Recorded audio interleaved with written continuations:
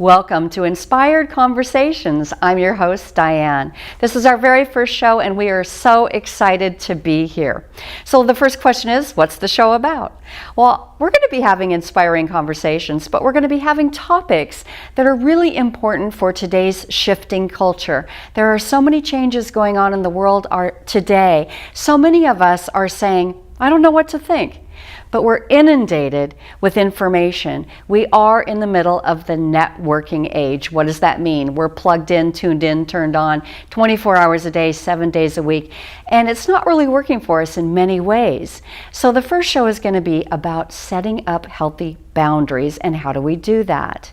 The one thing that I do want to talk about is something before our interview starts is something that's very important to all of us that we need to really be aware of. And that is our children are also being inundated with information 24/7. And information that is much too much to process, but it's molding them. It's molding us. And what it's doing until we develop this thing called media literacy, which I'm going to talk about in a second here. Until we develop a media literacy, what all this information is doing to us is changing our beliefs about certain things. It's giving us opinions. And we're developing opinions, beliefs, attitudes, and really, who is it benefiting? Well, for sure, if we're just going along with the information we're receiving, it's benefiting those feeding us the information. And those people or companies feeding us the information are here to sell us something. They're selling us their ideas, their belief, their products, their services. They want us to have an opinion. They want us to shift our opinion the way they would like us to have that opinion. So with that in mind, we need to be very careful and, not just unplug like the, experts might say, well, turn it off for a while. Take the phone away from your kids. Take the computer out of their bedroom. That's really a Band-Aid. What we really need to do for ourselves and for our children is to use critical thinking skills about the media that we are seeing. And then we can choose. Teach your children that, hey, you know what? You're seeing this fabulous image or these models on the cover of a magazine. They're really trying to sell you something. And we have to be careful because boys are turning to men, girls are turning to women, and they're doing it through the images they see in media. In other words, who they are becoming, their identity is being molded by the media that we're seeing. So I think we need to be really careful in teaching our kids media literacy and teaching them that everything they see is for the purpose of selling them or swaying them. And if we do that, then we will have better, more autonomous, more authentic kids growing up, and we can lose some of the crazy noise in our head that is just being overwhelming oftentimes. So my first guest today is best-selling author Dave Markowitz. He wrote the book Self-Care for the Self-Aware. He's going to teach us the strategies of how to deal with that day you have to get together with your family and there's a member in your family that's driving you insane and you just know you're going to be drained emotionally and you don't want to show up. Our natural tendency is to avoid things we don't like. Dave's going to give us strategies that we can keep showing up, but without the pain and the horrible energy drain that ensues from this, or the anxiety and stress. Welcome back to Inspired Conversations. Our first guest today is Dave Markowitz. Dave, thank you so much for coming today. Dave is a best-selling author of Self-Care for the Self-Aware. He has shared a lecture stage with Deepak Chopra. He is endorsed by Shirley MacLaine and a lot of other luminaries. So we're so excited to have you here today. And what Dave's going to talk to us about is, for the highly sensitive people, a lot of us are sensitive. I think sensitivity might be on a spectrum, and so there are people more sensitive than others. But what do you do if you're sensitive and you just don't like being around the people you have to be around? Or you have to go to a party and parties wear you out. You just get exhausted or stressed out. Maybe you have a family member that rubs you the wrong way and you just know you've got to see them for Thanksgiving, but you really don't want to, and you're just going to be drained afterwards. Tell us, and there are steps and strategies in this book, how to deal with that. Because my initial reaction for years has been just avoid them. Well, I started avoiding enough things that it seemed like my life was getting pretty small. So tell us what we can do and some strategies. You have 5 specific strategies. Well, the first thing you want to do is acknowledge that you're highly sensitive, which you already have. And for some that are at home, they might be kind of wondering. But those descriptions that you use, I think that describes it really well. People who are highly sensitive tend to get overwhelmed by incoming energy, by people, situations, environments, even foods. So once we acknowledge that we're highly sensitive, we can start maybe looking at it as a gift, because the sensitive ones, I think, are here to really help. The sensitive ones make the best doctors and nurses and healers and psychiatrists. So we want to recognize the beauty in it. But like a lot of things, there's maybe a dark side of it too, and sometimes it can be more of a burden. So what I learned was there are 5 steps that help you stay present in those situations so that you don't have to leave all the time. And if you have to, you have to. You just got to take care of yourself, right?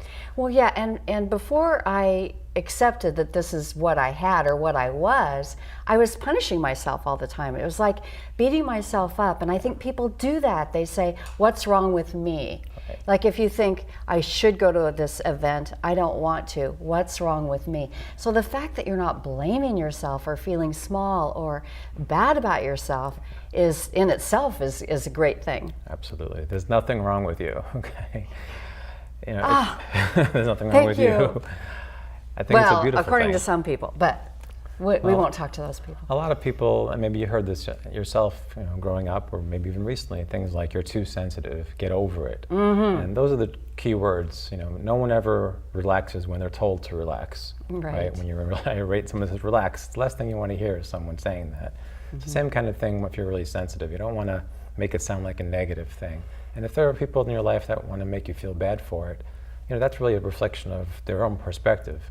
I think it's important if we own our own gifts and fine-tune them so that they become more of an opportunity versus the burden. And something else just came up.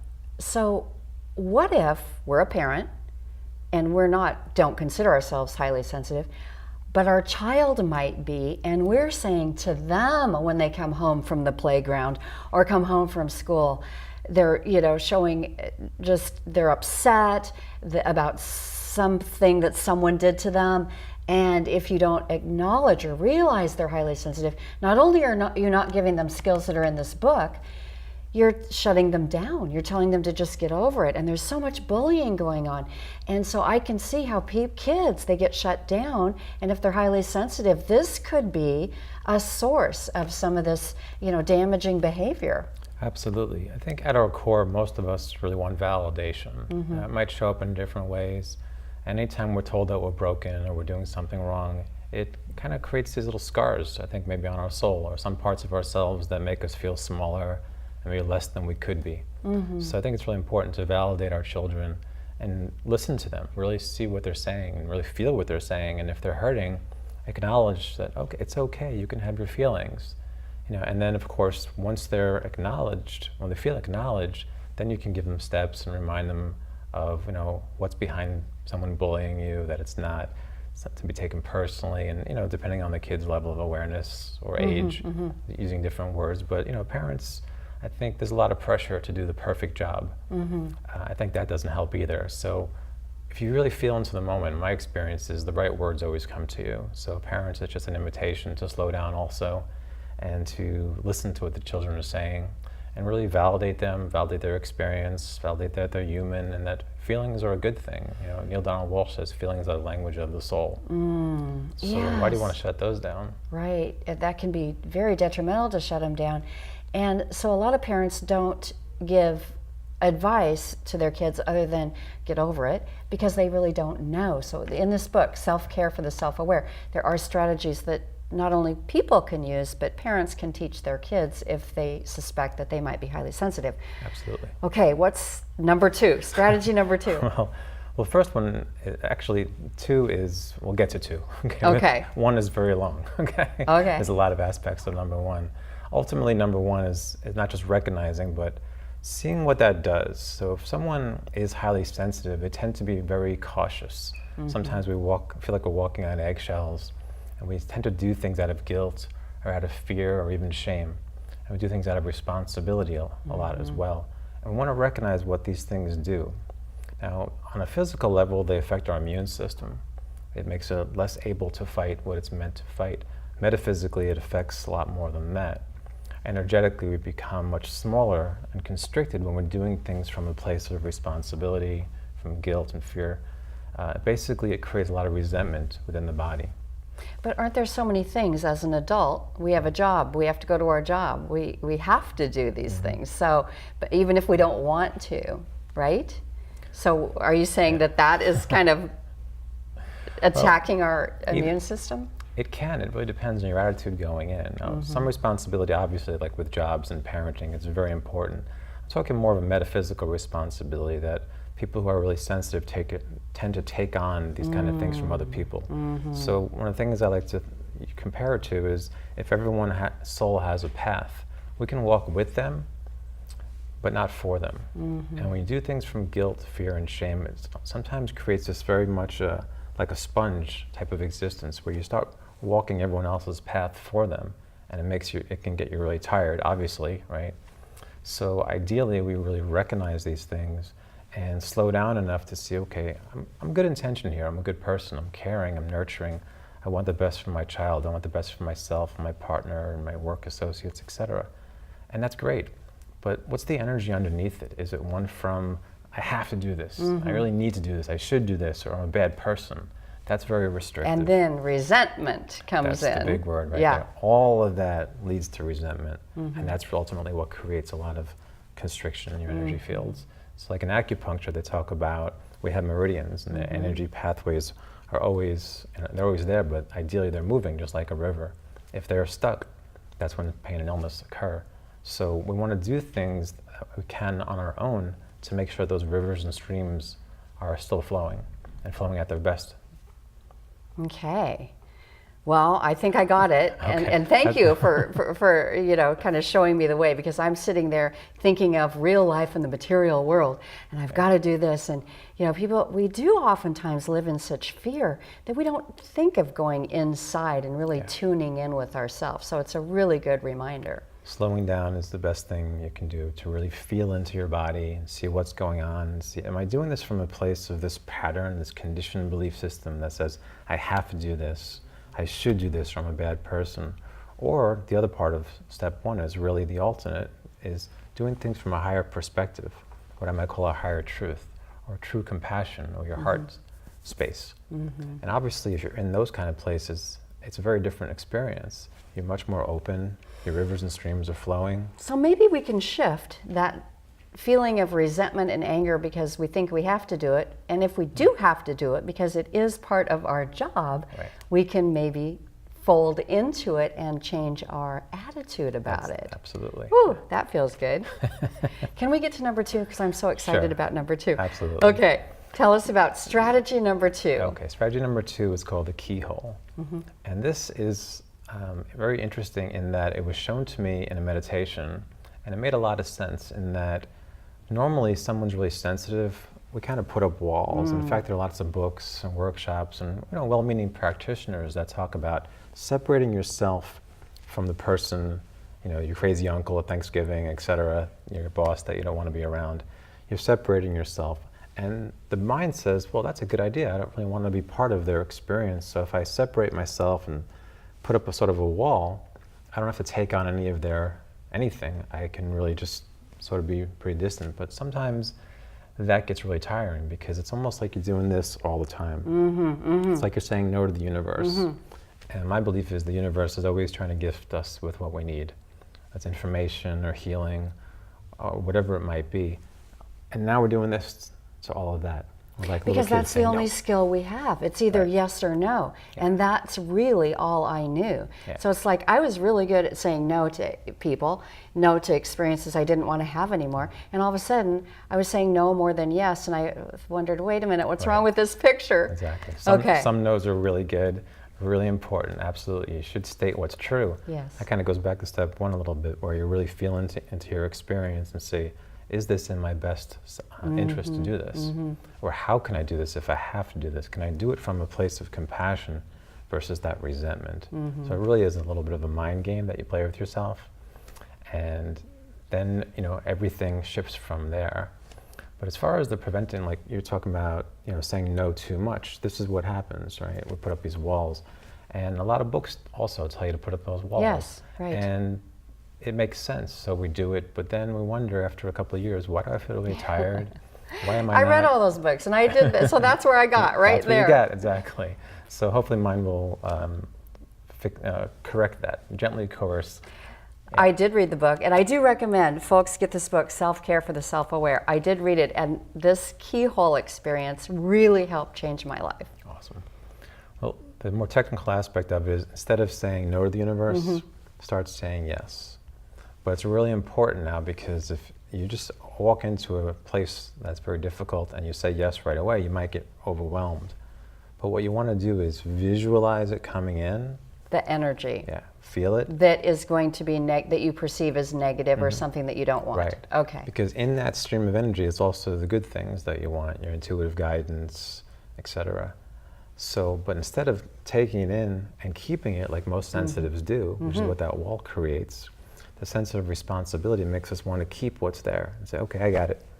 So we walk around. own it. I own it. And it hurts, and I don't like it. And now what do I do, right? The difference is with the keyhole, we imagine the space. Ideally, I just use this place because it just feels right, because the heart is just seat of compassion. And then I imagine it going out the back. So it's not the kind of thing that I want to test right away. It's something that you want to build up to, because that first step is super important. It builds some endurance for that second I'm glad you step. said that, because I did try it while I was alone, and I had this huge sense of relief when I just had to think about someone that annoyed me. And I thought, okay, I'm going to use the keyhole experience just to test it out. And I was like kind of shocked. I felt a really big shift. So next thing I know, I'm at this luncheon, which I told you I avoid events because there's going to be somebody there that's going to just make me exhausted, or that I'm going to get exhausted because of. And I was sitting next to this woman, and everything I said was wrong to her. And I could tell this buildup, in the old me before this book and this experience and this strategy, I would just build up and start to feel my blood pressure go up or start to sweat. Literally, I would get physically affected. And I did the keyhole. I felt so empowered. I was able to stay in my power, and I could have a conversation and redirect my conversation somewhere else, but I didn't feel like I was being sort of attacked from behind. Right. And and she wanted to keep talking to me. Whereas before, she probably would have thought, or it would have been like, opposites. Yeah. And, I just thought, wow. So I recommend this highly. Okay. To not only to learn to do, and to teach your children if your children are experiencing this too, because it reduces anger and this buildup of anxiety, and we have so much anger in today's world, and we have, like we're talking about bullying, and so this can be just a feeling of freedom. Yeah, that's the goal, right? That's Yes. what we all want, freedom and liberation. Right. And if you're walking around as sort of an energetic sponge, it's pretty hard to find that sense of freedom, because now you're holding everyone's stuff. It's almost like you walking around saying, I'll take your grief, I'll take your anger, I'll take your frustration, I'll take your anxiety. And then you've got all these layers of things that aren't yours on you, basically. And how could you not have fatigue, right? How could you not be anxious? How could you not be depressed if we're holding so many people's energies that don't belong to you? Right. Keep duplicating and repeating the same patterns over and over again until you do get sick. And eventually, if we don't have a good balance and learn how to take care of our own stuff, it will affect us. Right. That's totally the goal here. Self-care for the self-aware. Be really aware in each moment. And sometimes the mind says, well, that sounds like a lot of work. I'm like, it's a lot more work not being able to get up off the couch for 10 years because of some diagnosis, and then dealing with that. Or to limit your life. Just limit it down to small. Okay, so I do want to remind the folks that they can go to your website, davemarkowitz.com. And you have some upcoming workshops that folks might want to, if this piques their interest and I think, wow, I need some strategy, I need to learn how to utilize these, then your workshops will help teach that. And you also have some author talks coming up as well. Yeah, it's a lot different reading a book versus doing what's in the book. A lot of people read it and say, great book, which is wonderful. And some read it and say, well, it didn't do anything for me. And I said, did you do the exercises? Well, no. I learned them because I read them. Yeah, I there's a big shift when you're reading a book to read a book because you're interested and you think you learn it, you're learning something. But when you start to do process work when you're reading a book, that's when the shift happens. But that takes a certain kind of discipline and self-awareness that takes practice. So Absolutely. Good point. All the more reason to reach out to someone to sort of coach you through it. Because to me, it's like working with a personal trainer at the gym versus not. If you're on your third set and you're supposed to do that last repetition and you're struggling and no one's there to coach you on, you're kind of like, Have you been watching me?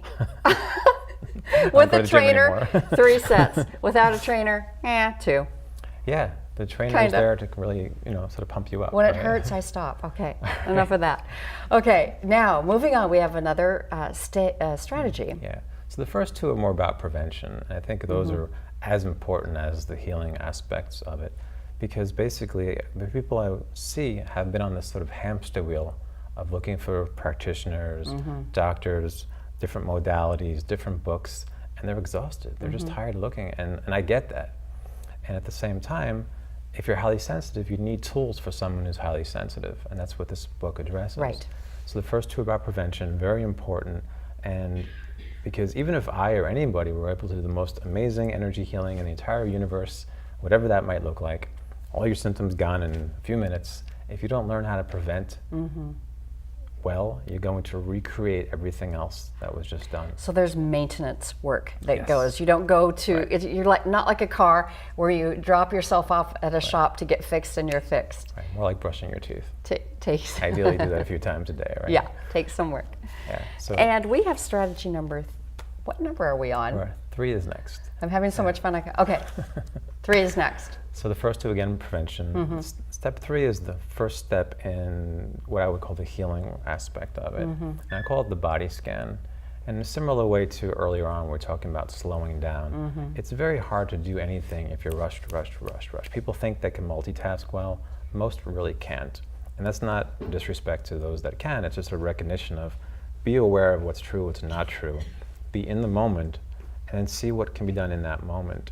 So the body scan is an invitation to slow down and start feeling what's going on in your body. Because a lot of times what happens is we repress energy and emotions from situations that could have happened years or decades ago. It might be locked in here, it could be anywhere. We still tend to go on, but basically these blockages are creating more and more problems. So if you have them there, it makes more sense to me to really become aware of them than to just mask them with pills or denial. Right, they don't really work in the long run. So body scan is where you take some time, and the steps are in there to make it a little more detailed, that allow you to go within and really feel what's going on. And you might start feeling, wow, I have some grief. Wow, I feel it here. I didn't know I felt that. Right, and you're not making it up. You're just feeling, right? So you can't do that if you're rushed. You got to slow down. Yes, and taking some responsibility for your own, internal clock and your energy and what's going on is really important. I agree. I mean, anything left unattended is going to be unattended to. It's like a garden. Yeah. So that's a really good point. Yeah. And we're kind of running out of time, so I kind of want to get to the next station so we can get all these, and we do have them up here on the screen too, so the people can go over and review them as well. Sure. Step 4 is called return to sender. And these are people who are really sensitive, that actually take on energy, vibrations, thoughts, experiences of other people so much that they feel like they're our own. Now, through the body scan, we become aware of what we're holding, whose it is, what type of energy or emotion it is, where it's in the body, etc. And through the process called return to sender, we actually give it back to them. And it's done metaphysically. It's not done, you don't have to write a letter, you don't have to knock call on a a door and person. say, here's your stuff back. Right. I know this might sound weird to a lot of people, and that's okay. I'm not really here to convince anyone. I just have seen what has worked for myself and thousands of people that I've worked with. So if people disagree, that's okay. It's great, actually. We need differences of opinions. There's just so much focus on being right all the time for everyone, and there is no panacea. If there was, it would have been discovered, and everyone would have it, and everyone would be healthy, and everyone would be a millionaire and have great relationships. I remember on an Oprah show a long time ago, Gary Zukav for the first time, and he was talking about these concepts. It was the first time I'd ever heard of them. I was so overwhelmed because it was like things that were in my head, but I didn't have words to describe them. Yeah. And I thought, this is amazing. And he kept saying, I really don't care if you believe it or not. And I'm going, what? Is he trying to talk me out of it? But it was just the place where he was on his path, is that this may be totally new for this audience, and some of these concepts might be new. But if they don't resonate today, they might tomorrow or next week. Or never. Or never, and that's okay. Yeah. So, good point. Okay, so, and it might seem weird or even mean to give it back to someone, but to our earlier point, we can't walk a path for someone else. And by holding someone's energies, grief, anger, etc., for them, they can't walk their path. So I'd rather walk with someone than for someone. When you walk too much and carry too much of other people's, you're going to feel symptoms. You're going to feel weighted down, etc. So it's not the most open, vivacious place to be. And I know these work because I use them myself, but it is like brushing your teeth. You have to do it every day. But so what, right? If it works, it works. Well, if it works, hopefully, and you feel better, and you feel more centered and grounded and more empowered, then you have a high motivation and a payoff to continue it. Exactly. Yes. So I do, quickly before I forget, I want to thank my sponsors that are sponsoring a portion of this show. And that is Wilson's Napa Auto Parts, and Hive, which is a Canby farm-to-table catering company. So that's that. And also make sure you go to Dave Markowitz's website, davemarkowitz.com. And I think we've got one more. Did I? Make it real short. Step 5 is recalibration. It's a form of energy healing that helps balance out the prior 4 steps. It can actually happen on its own if you give yourself the time. Most don't want to give themselves the time, and they will feel a difference. Like if you give yourself the time to really integrate what's been done, because to me this is working on a very deep level. It's energetic, it's emotional, it becomes visceral at some point. You can't It's also social. We're doing things that affect our relationships. And this is not easy to do. People, and also when we try and change, people resist us changing because they like us where they had us, right? That's true. Resistance shows up in a lot of different forms. And as maybe subsets of those 5 steps, we address those because it can show up anywhere along the journey. And it's okay. The resistance is fine. To me, it's normal. But it doesn't have to be your full experience. It's just an invitation to go even deeper. Okay, very good. Thank you so much for being here. I appreciate it. Again, davemarkowitz.com. I highly recommend this book, if not for you, if for your children or someone else that you do know that's highly sensitive. It will help you to understand them. I want to thank you so much for joining in on our first show, Inspirational Conversations with Diane on Diane TV. CTV5, Channel 5. Is where we're at, public access, wonderful resource for us all to be able to utilize and learn from. Thank you so much for joining me today.